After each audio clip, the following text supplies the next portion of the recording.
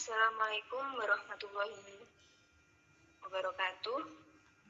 Kita bertemu lagi pada hari ini, tanggal 8 Oktober 2022, pukul 12:30, di mana kita akan berdiskusi dan membahas tentang mata kuliah konsep dasar PPKN SD,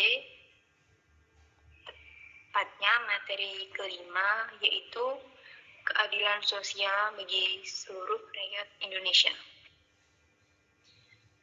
Sebelum memulai presentasi, membahas materi kelima yang akan dibawakan oleh narasumber kita, izinkan saya memperkenalkan diri terlebih dahulu. Kemudian perkenalan bisa dilanjutkan oleh teman-teman. Perkenalkan, nama saya Filanza Livia Makfira dari kelas 2022B NIM 059. Saya sebagai moderator yang akan memimpin jalannya diskusi kelompok pada siang hari ini. Selanjutnya, teman-teman bisa memperkenalkan diri urut sesuai nomor NIM masing-masing. Untuk teman-teman, dipersilahkan. Perkenalkan, nama saya Alfi Fadilah, NIM 054. Perkenalkan, nama saya Umimah Atunima, NIM 055. Perkenalkan, nama saya Fakuni Sandoyo, NIM 056. Perkenalkan, saya Indah Setia dengan NIM 057. Perkenalkan, saya Fernandus Mbotro Khalifa, NIM 058 sebagai pembawa materi. Perkenalkan, nama saya Ica Dwi Anggraini, NIM 060 sebagai notulen. Perkenalkan, nama saya Atta Raditya Yulan dengan NIM 061.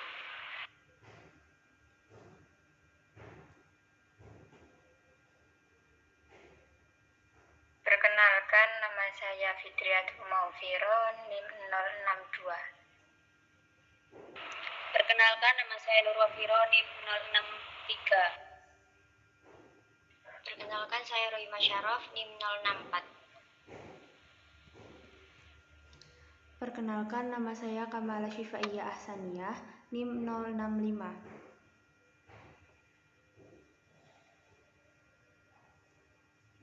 Sudah.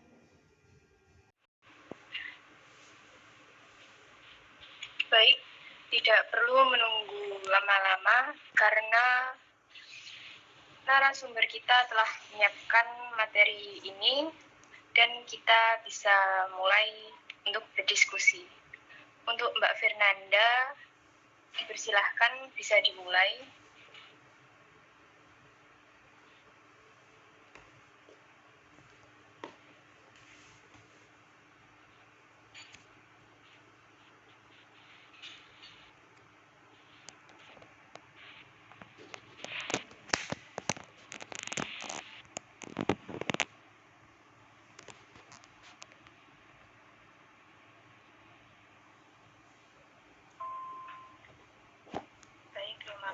Atas waktunya. Sebelum memulai presentasi, izinkan saya memperkenalkan diri terlebih dahulu. Perkenalkan, saya Fernanda Sembodo Khalifah, NIM 058 dari kelas 22B. Di sini saya akan menyampaikan materi kelima mengenai keadilan sosial bagi seluruh rakyat Indonesia.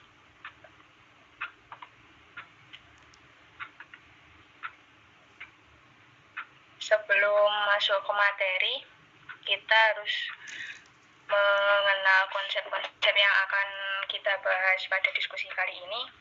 Yang pertama, makna adil, keadilan, dan keadilan sosial. Yang kedua, ciri-ciri adil.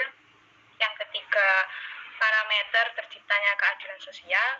Yang keempat, tantangan dan hambatan terciptanya keadilan sosial bagi seluruh rakyat Indonesia. Dan yang kelima adalah cara mewujudkan keadilan sosial. Makna dari keadilan, adil, dan keadilan sosial. Makna dari adil adalah menunjukkan bahwa orang harus memberi kepada orang lain apa yang menjadi haknya dan tahu mana haknya sendiri, serta tahu apa kewajibannya kepada orang lain dan dirinya. Makna dari keadilan, keadilan memiliki arti jujur, kelurusan hati, dan keikhlasan yang tidak berat. Dapat diartikan juga suatu sifat, perbuatan, perlakuan, dan sebagainya yang adil. Makna dari keadilan sosial, sifat masyarakat adil dan makmur, berbahagia untuk semua orang tanpa adanya penghinaan, selalu bahagia, lahir dan batin. Maka di dalam sila kelima tersebut terkandung nilai keadilan yang didasari oleh hakikat keadilan manusia, yaitu keadilan dalam hubungan manusia dengan dirinya sendiri, manusia dengan manusia lainnya, manusia dengan masyarakat, bangsa dan negaranya, serta hubungan manusia dengan Tuhannya. Yang kedua adalah ciri-ciri adil. Ciri-ciri adil memperlakukan orang lain sebagaimana orang lain memperlakukan kita. Memperlakukan orang lain seperti diri sendiri. Memberi sesuatu sesuai kebutuhan. Menempatkan sesuatu di tempat yang sesuai. Dan terakhir, adil adalah seimbang atau tidak berat sebelah.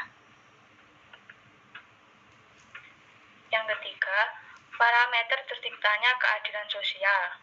Pancasila sebagai ideologi negara merupakan sarana pemersatu masyarakat dan pengarah motivasi bangsa untuk mencapai cita-cita.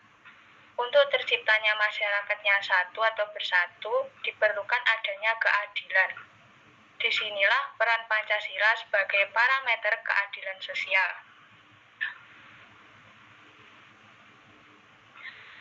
Pada kesetaraan gender, ada beberapa faktor yang menyebabkan kerentanan, ketidakberdayaan, dan pemiskinan perempuan. Yang utama ialah ketidakpahaman bahwa hak asasi perempuan adalah hak manusia. Bahwa karena dia adalah perempuan, yaitu fungsi reproduksinya memiliki kepentingan dan kebutuhan khusus yang berbeda dengan laki-laki.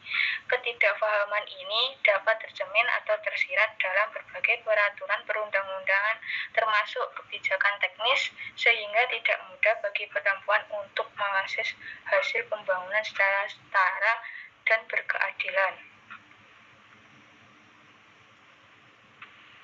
Selanjutnya, kita masuk ke tantangan dan hambatan terciptanya keadilan sosial. Tantangan mewujudkan keadilan di Indonesia mengalami hambatan berupa teknologi yang menjadikan manusia cenderung bersifat egois, individualisme. Yang dapat diartikan bahwa manusia yang memiliki sifat egois akan lebih mengutamakan diri sendiri daripada orang lain atau bersama. Biasanya, manusia egois berkaitan dengan manusia individualisme yang sulit berhubungan atau berinteraksi dengan orang yang ada di sekitar. Selanjutnya, cara mewujudkan keadilan sosial. Yang pertama, menjaga sikap adil terhadap sesama. Yang kedua, menerapkan sikap gotong royong kekeluargaan. Yang ketiga, menghormati hak orang lain. Yang keempat, menjaga keseimbangan antar hak dengan kewajiban. Yang kelima, suka menghargai hasil karya orang lain. Yang keenam, suka bekerja keras. Yang ketujuh, pantang menyerah mewujudkan kemajuan yang merata dan berkeadilan sosial. Sebelum saya tutup, di sini saya mempunyai motivasi. Tidak ada keadilan kecuali dalam kebenaran, tidak ada kebahagiaan kecuali dalam keadilan. Sekian presentasi dari saya. Apabila ada kesalahan, mohon dimaafkan. Assalamualaikum warahmatullahi wabarakatuh. Waalaikumsalam warahmatullahi wabarakatuh. Terima kasih Mbak Fernanda atas materi yang telah disampaikan. Oke, selanjutnya kita masuk ke sesi tanya jawab. Bagi teman-teman yang ingin bertanya, dipersilahkan raise hand. Monggo. Izin bertanya. Ya, Mbak Alfi.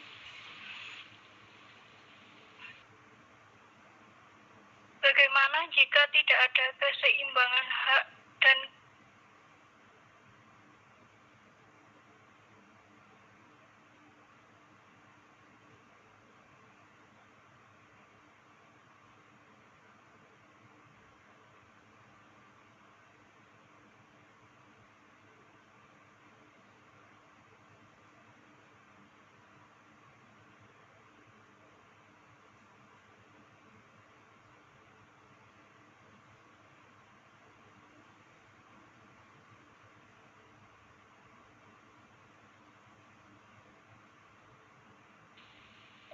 Ya, Mbak Alfi, bisa disampaikan pertanyaannya.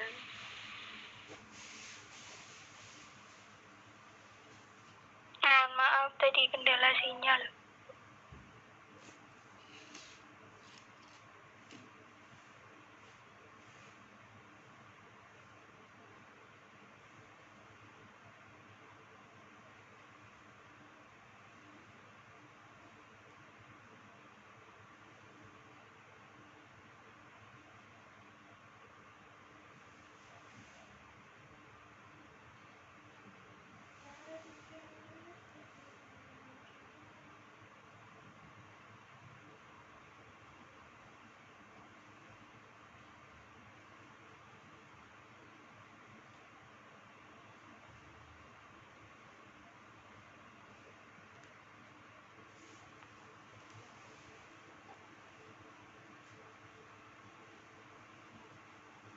Sinyalku elek. Wis selesai ngomong kita lagi.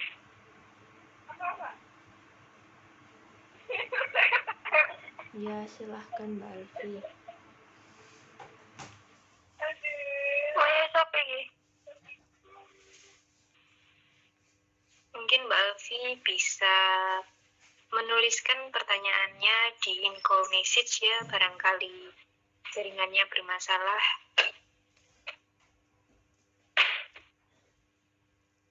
Untuk selanjutnya, silahkan yang ingin bertanya.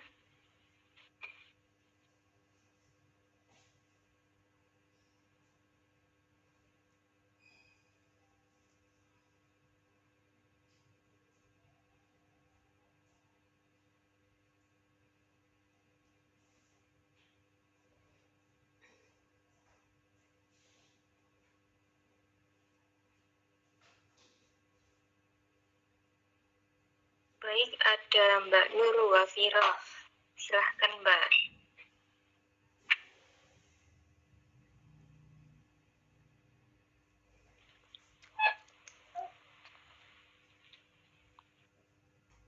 Perkenalkan, nama saya Nur Wafiro. Di sini saya mau bertanya.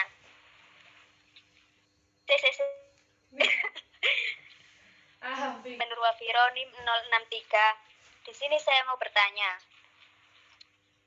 Apakah terdapat suatu kasus mengenai ketidakadilan dalam dunia pendidikan sampai saat ini? Terima kasih.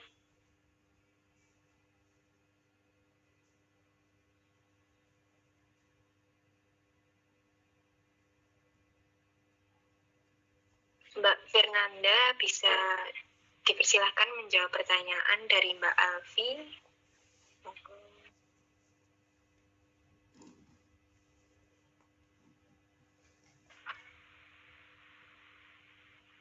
Saya akan menjawab pertanyaan dari Mbak Nur Wafiroh. Ya, terdapat suatu kasus yang menjadi sebuah tantangan serta hambatan dalam kasus di dunia pendidikan itu sendiri, seperti halnya yang sudah dijelaskan pada Undang-Undang Nomor 31 Ayat 1 yang menyatakan bahwa warga negara berhak mendapatkan pendidikan. Tapi sampai saat ini terdapat banyak kasus mengenai hal pemerataan pendidikan yang terjadi di Indonesia ini belum merata. Tidak hanya tentang sarana prasarana, tenaga pengajar pun juga belum memadai.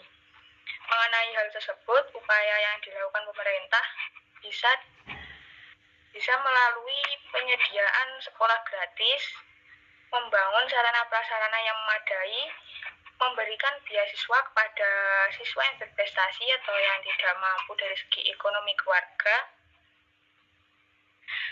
dan serta memberikan subsidi untuk sekolah yang diprioritaskan di daerah-daerah terpencil. Apakah sudah jelas, Mbak Nurwafiroh? Sudah, terima kasih. Baik, apakah dari teman-teman lain ada yang ingin bertanya? Oke, di sini ada yang raise hand. Mbak Ata Raditya, nggih, monggo. Sebelumnya, perkenalkan, nama saya Ata Raditya Yulan dengan NIM 061, izin bertanya. Kan kita di sini kan masih sebagai mahasiswa. Kita mahasiswa nih. Gimana sih cara kita sebagai mahasiswa mewujudkan keadilan di lingkungan sekitar kita, terutama di lingkungan kampus? Itu saja. Terima kasih.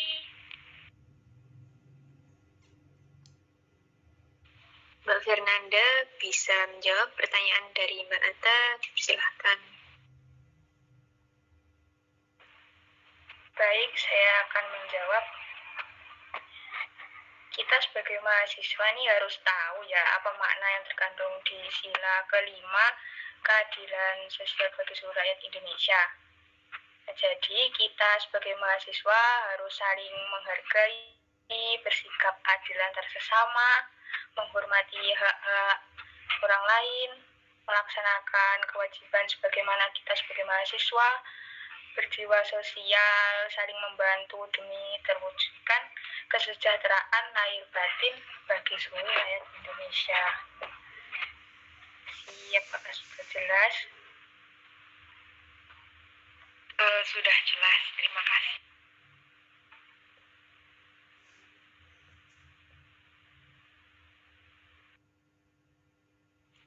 Engko lek ngomong alon-alon ya, Fir.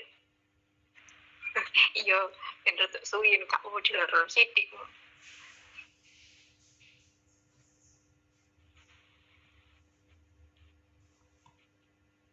Baik, ada yang raise hand lagi.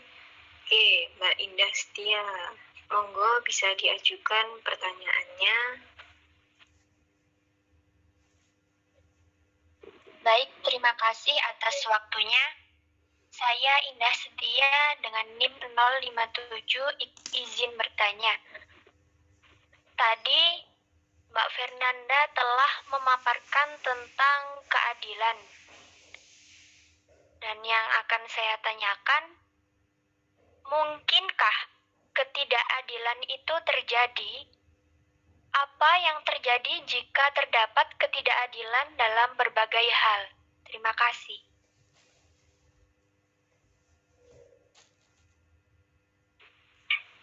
Mbak Fernanda, dipersilahkan bisa menjawab pertanyaan dari Mbak Indah.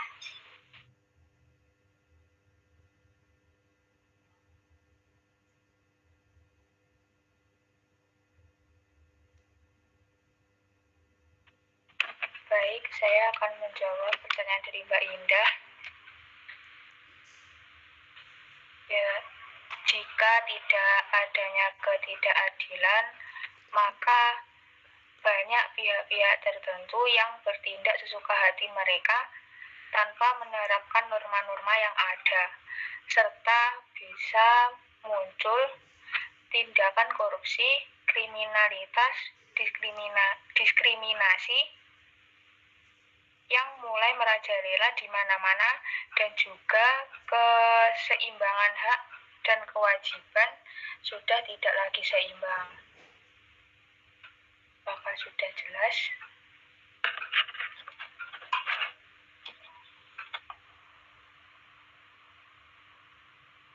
Bagaimana Mbak Indah, apakah sudah jelas? Baik, sudah jelas. Terima kasih.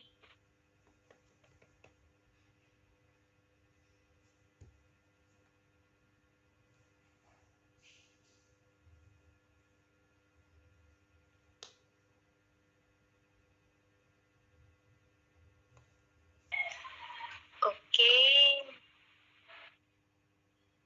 ada Mbak Rohimah Raisen. Monggo Mbak Rohimah, dipersilahkan untuk bertanya.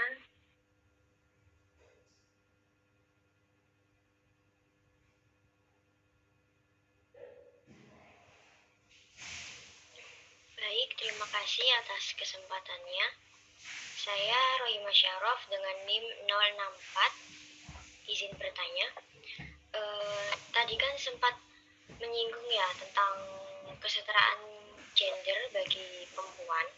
Nah, yang mau saya tanyakan, apakah di Indonesia sendiri itu terdapat permasalahan mengenai gender serta faktor penyebab terjadinya hal tersebut itu bisa terjadi? Terima kasih.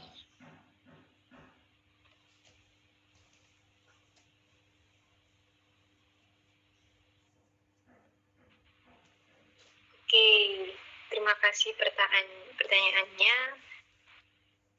Mungkin ya Mbak Fernanda bisa menjawab pertanyaan dari Mbak Rohimah. Monggo.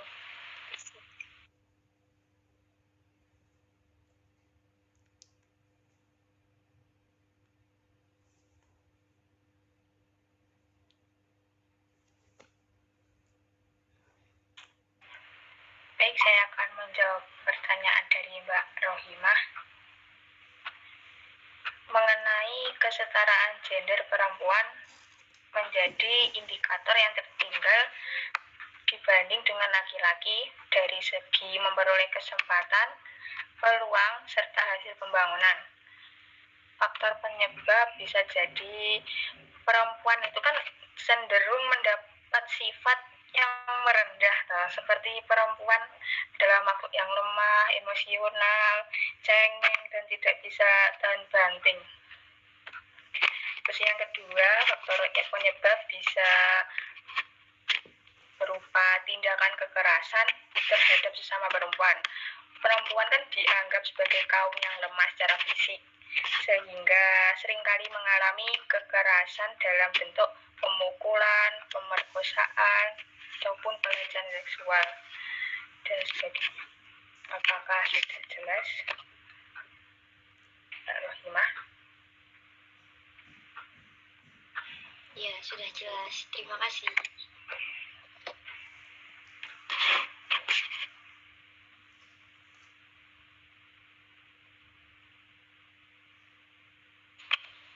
Baik, apakah dari teman-teman ada yang ingin menambahkan gitu?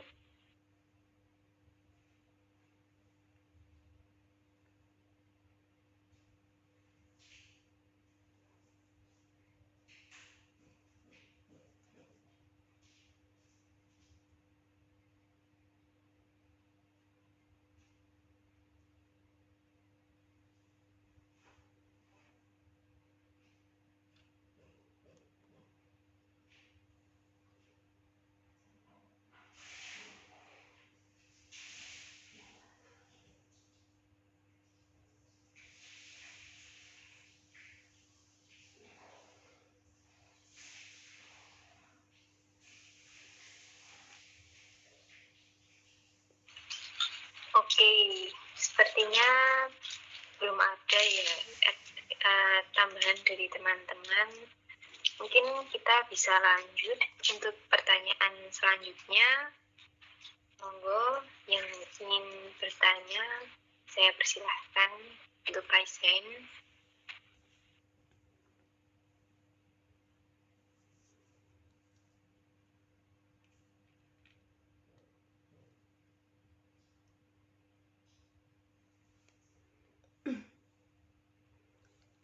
Maaf, izin menambahkan dari pertanyaannya Mbak Rohimah.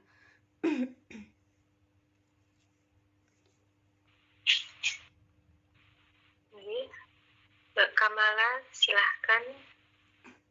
Tadi pertanyaannya apakah di Indonesia terdapat permasalahan mengenai gender? Mungkin permasalahan mengenai gender itu ada di mana-mana, tapi di Indonesia sendiri sudah perempuan sudah bisa diakui, sudah mendapatkan kesetaraan yang baik, mungkin sudah setara dengan laki-laki, seperti halnya pekerjaan, sudah banyak wanita yang bisa menjadi direktur utama, ataupun sudah banyak wanita yang bisa menjadi kepala sekolah, dan presiden pun juga sudah pernah wanita menjadi presiden. Mungkin kesetaraan seperti itu sudah, keadilan sudah bisa merata pada perempuan. Seperti itu. Terima kasih.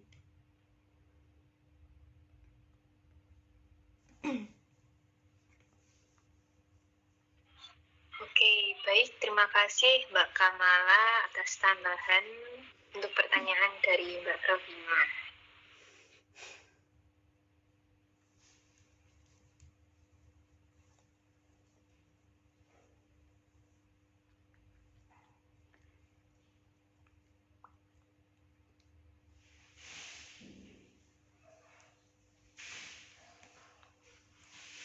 Oke, di sini ada yang raise hand lagi, Mbak Fakhrunisa.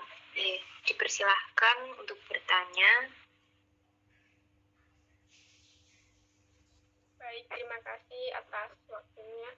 Perkenalkan, nama saya Fakhrunisa Handoyo, NIM 056. Saya ingin bertanya, apakah terdapat hubungan antara sila kelima, yaitu keadilan sosial bagi seluruh rakyat Indonesia, dengan hak asasi manusia? Terima kasih.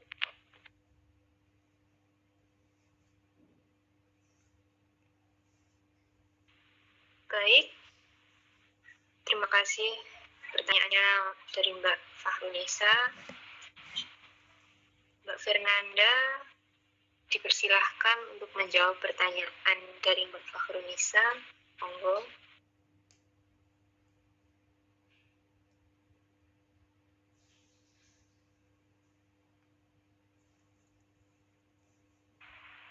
Baik, saya akan menjawab pertanyaan dari Mbak Fakhrunisa mengenai hubungan antara sila kelima dengan hak asasi manusia. Baik, sila ini mengakui hak milik perorangan warga Indonesia, yang artinya setiap kepemilikan perorangan dilindungi pemanfaatannya oleh negara. Di sisi lain, hak tersebut dibatasi oleh hak milik orang lain.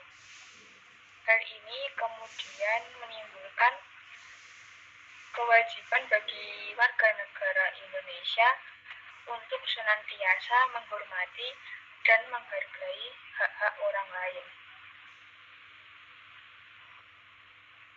Apakah sudah jelas?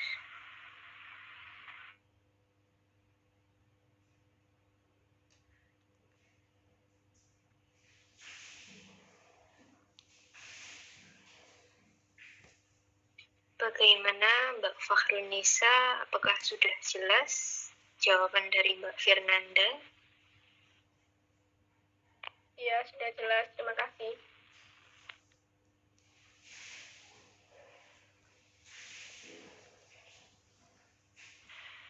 Ya, baik. Mungkin dari teman-teman ada yang ingin menambahkan? Monggo, dipersilahkan.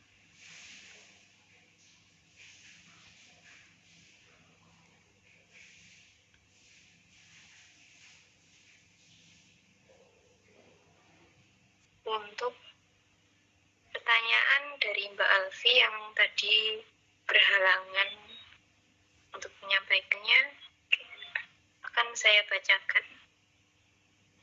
Bagaimana jika tidak ada keseimbangan antara hak dan kewajiban?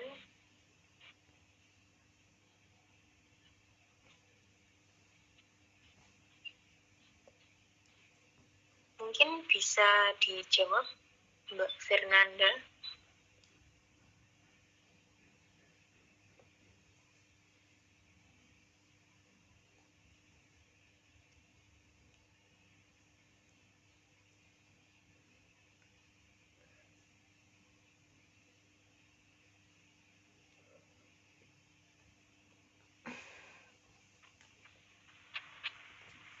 saya akan menjawab pertanyaan dari Mbak Alfi.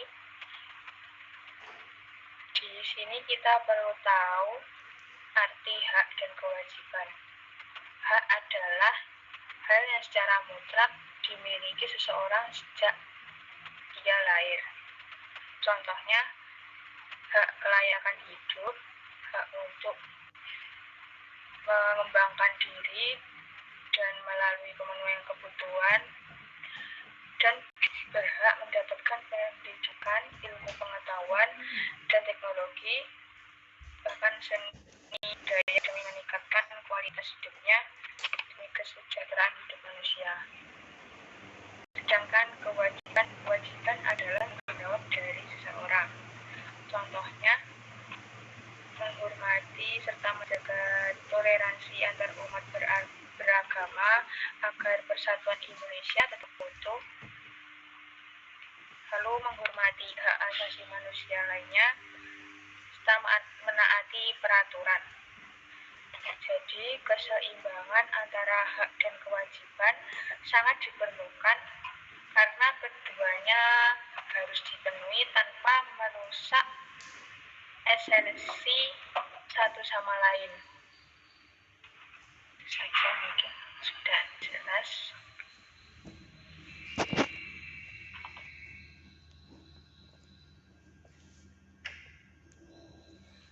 Izin menambahkan dari pertanyaannya Mbak Alfi.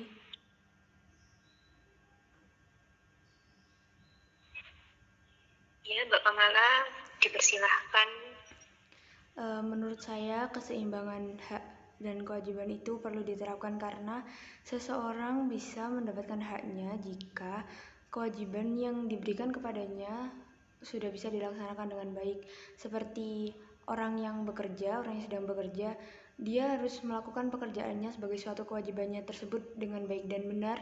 Kemudian haknya bisa berupa upah atau gaji, itu baru bisa diberikan setelah dia melakukan kewajibannya dengan baik. Contohnya lagi seperti kita sholat,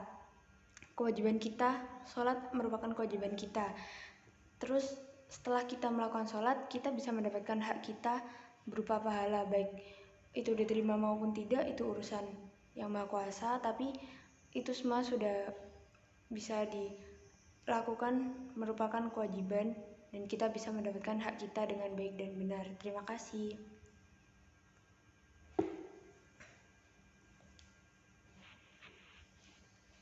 Baik, Mbak Kamala, terima kasih atas tambahan yang telah diberikan.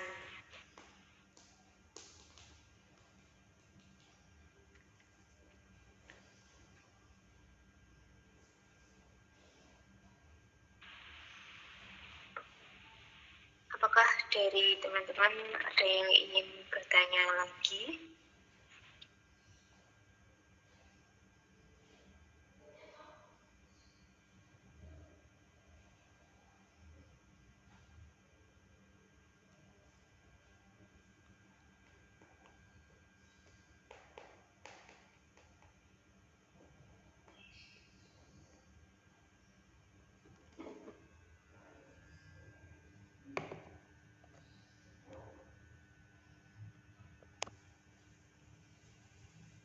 Baik, di sini ada Mbak Fitri ingin bertanya.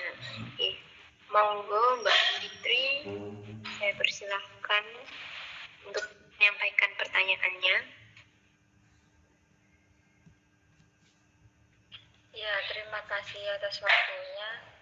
Perkenalkan, nama saya Fitriatul Wongfiro, NIM 062. Di sini saya mau bertanya kepada Mbak Fernanda, bagaimana bentuk implementasi nilai keadilan sosial di Indonesia?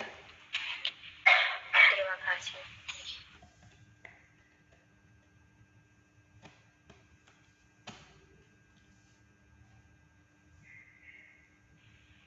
Baik, silahkan Mbak Fernanda untuk menjawab pertanyaan dari Mbak Fitri.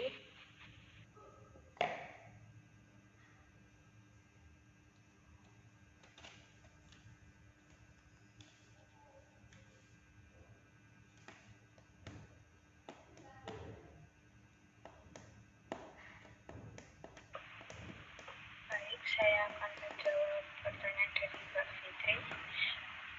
Bagaimana bentuk implementasi nilai keadilan sosial di Indonesia? Bentuk implementasi dari nilai keadilan sosial dapat diwujudkan melalui kegiatan sehari-hari yang dilakukan oleh kita sendiri atau masyarakat. Setiap warga juga harus mengembangkan sikap kekeluargaan, kerjasama, kerja keras, peduli sesama, dan adil terhadap sesama warganya.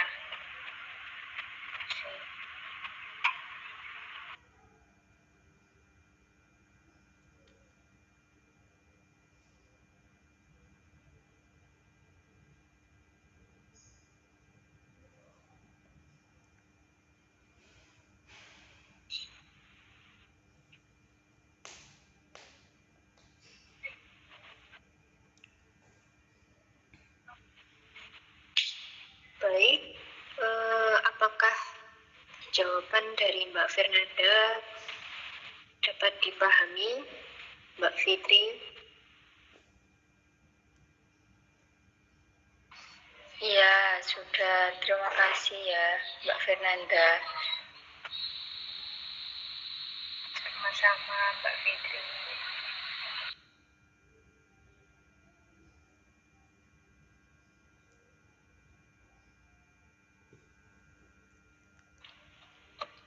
Permisi, saya izin menambahkan, boleh?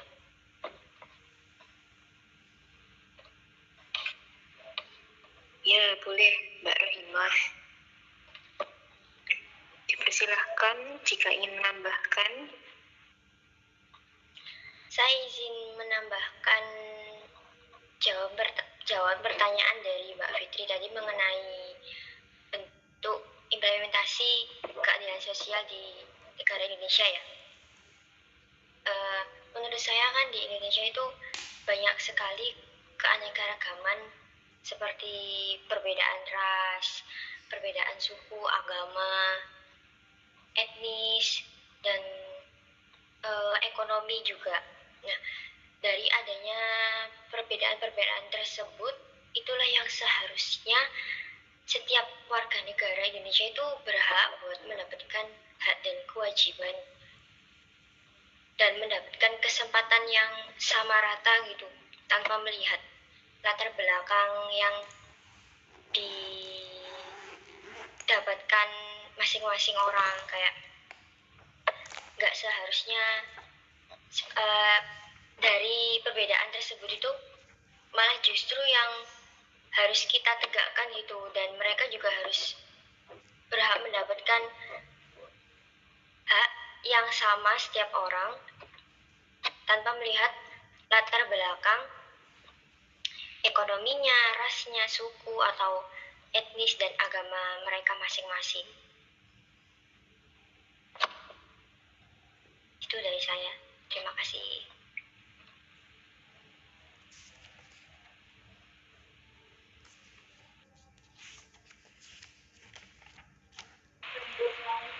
Baik, terima kasih tambahannya dari Mbak Rohimah.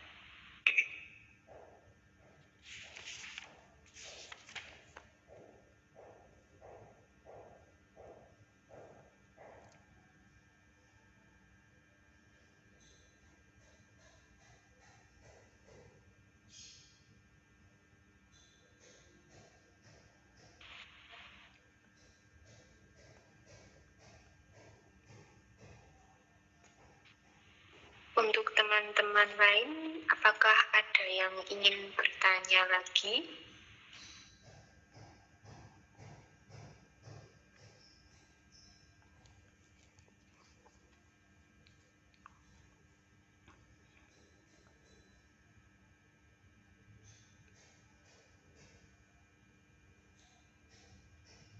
Baik, Mbak Eja sudah raise hand. Silahkan disampaikan pertanyaannya. Terima kasih atas kesempatannya. Izin bertanya kepada Mbak Fernanda. Selain teknologi yang menjadikan manusia cenderung bersifat egois dan individualis, apakah terdapat tantangan lain yang menghambat keadilan sosial itu sendiri? Terima kasih.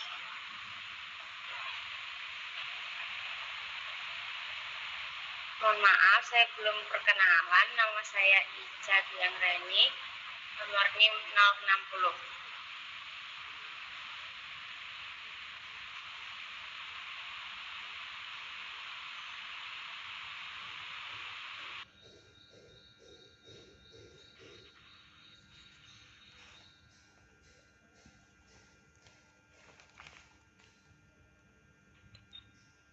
Baik, terima kasih atas pertanyaannya.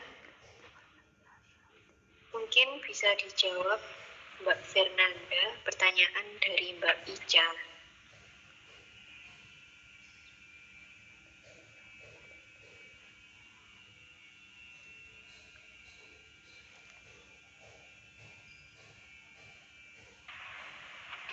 Baik, saya akan menjawab pertanyaan dari Mbak Ica.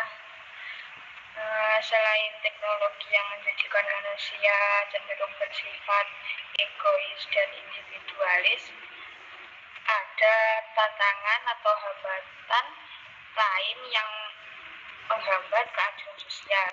Seperti contohnya mengenai ketimpangan yang tinggi, yaitu konsep sosial dan ekonomi ketika muncul ketidaksamaan akses untuk memanfaatkan sumber daya dikarenakan permasalahan status sosial, ekonomi, dan budaya. Itu karena ketimpangan menjadi indikator kuat adanya ketidakadilan dalam mencapai hak-hak seperti kesehatan, pendidikan, dan juga pekerjaan. Yang kedua, mengenai seksisme dan diskriminasi. Kan di sini banyak seperti kasus pernikahan anak perempuan usia kurang dari 16 tahun yang berpotensi memutuskan akses perempuan ke pendidikan, serta ekonomi, kualitas hidup yang lebih baik. Ke hal ini jelas tidak berpihak pada perempuan dan memupuk asumsi bahwa perempuan hanya berguna ketika dinikahkan. Praktek ini merupakan persoalan serius karena keberadaannya didasarkan pada prasangka terhadap perempuan itu sendiri. Yang ketiga, mungkin ketidakmerataan akses kesehatan.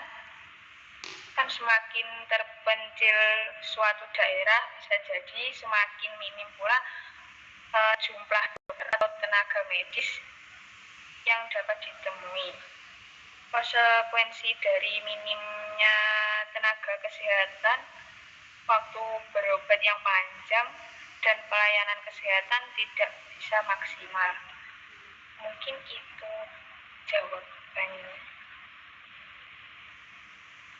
Apakah dari teman-teman ada yang ingin menambahkan? Sudah jelas Mbak Ica?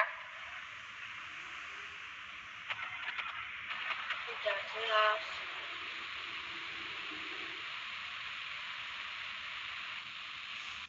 Baik, terima kasih Mbak Fernanda atas jawaban. Bagaimana Mbak Ica, apakah sudah jelas? Sudah, terima kasih.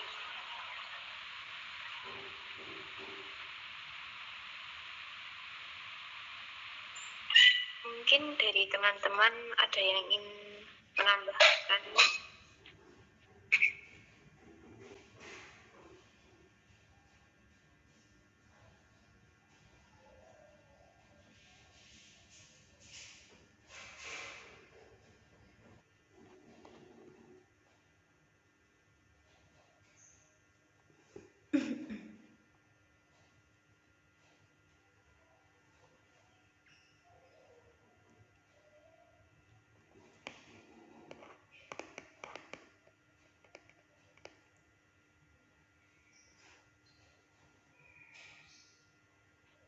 Baik, di sini ada yang raise hand lagi. Silahkan Mbak Kamala, dipersilahkan untuk bertanya. Terima kasih atas waktunya yang sudah diberikan. Sebelumnya, perkenalkan nama saya Kamala Syifaya Ahsaniyah, NIM 065. Tadi sudah dijelaskan, dipaparkan dalam PowerPoint tadi, bahwa sudah tentang terciptanya keadilan sosial bagi seluruh rakyat Indonesia. Di sini saya izin bertanya, menurut Anda, mengapa keadilan sosial di Indonesia ini masih sulit untuk ditegakkan? Terima kasih.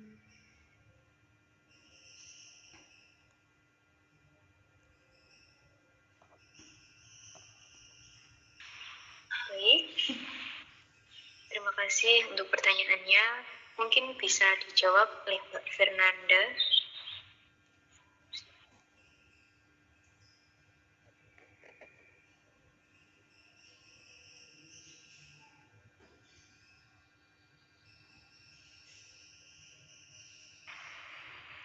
Baik, saya akan menjawab pertanyaan dari Mbak Kamala mengenai keadilan di Indonesia sulit ditegakkan. Kan setiap orang diharuskan untuk tidak merugikan kehidupan orang lain dan harus bertanggung jawab apabila melakukan kesalahan yang telah diperbuat. Hal itu kan dapat dilakukan agar mencapai tujuan hidup yang tentram, tertib, aman, nyaman, adil, dan damai. Nah, di Indonesia ini masih terdapat oknum-oknum penegak hukum yang masih melanggar kode etik profesinya, sehingga keadilan ini sulit ditegakkan di negara ini. Faktor utamanya sendiri yaitu oknum penegak hukum itu sendiri. Nah, hukum di Indonesia sendiri sejatinya sudah dapat menciptakan keadilan, namun penegaknya sering melakukan tindakan yang melanggar kode etik atau etika profesinya. Jika negara ini ingin hukum dapat berdiri dengan tegak, maka para penegak hukum seharusnya dibekali lebih tentang kode etik dan penerapannya. Mungkin seperti itu. Apakah sudah jelas Mbak Kamala?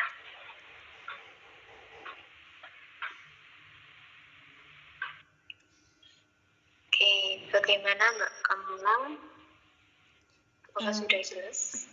Terima kasih atas jawabannya, sudah jelas. Terima kasih.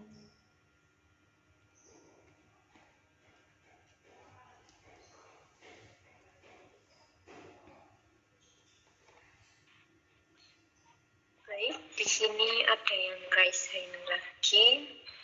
Untuk Mbak Rohimah, silahkan mengajukan pertanyaannya. Mungkin Saya izin menambahkan jawaban pertanyaan dari Mbak Kamala. oh, iya, tambahan. Baik, silahkan. Ya, saya tadi setuju ya apa yang disampaikan oleh Mbak Fernanda tadi tentang salah satu penyebab lemahnya penegakan hukum di Indonesia itu ya salah satunya karena penegak hukum itu sendiri yang kurang tegas dalam melakukan tindakan keadilan bagi masyarakat ya. Contohnya itu kayak misalnya ada seorang pengendara gitu ditilang, tapi nggak sedikit pengendara itu disidang gitu loh di pengadilan.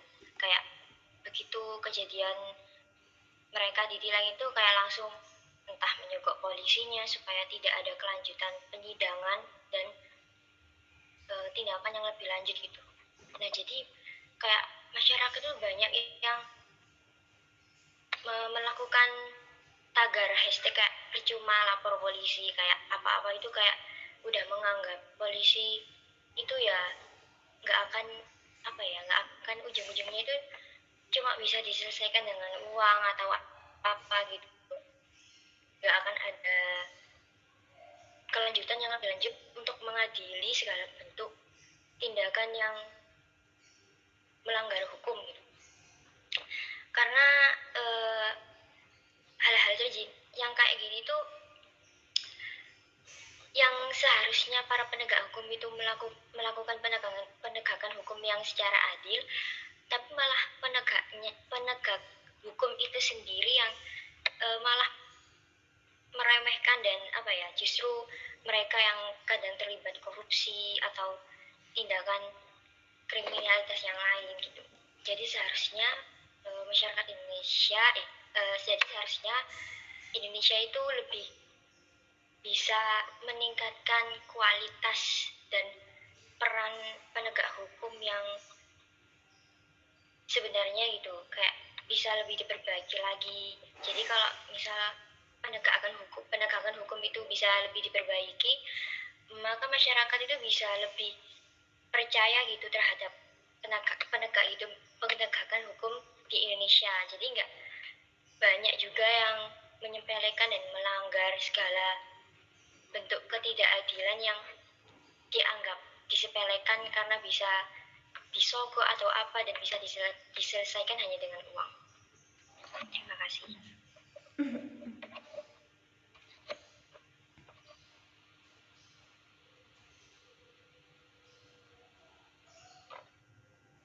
Baik, terima kasih Mbak Rohimah atas tambahan jawabannya.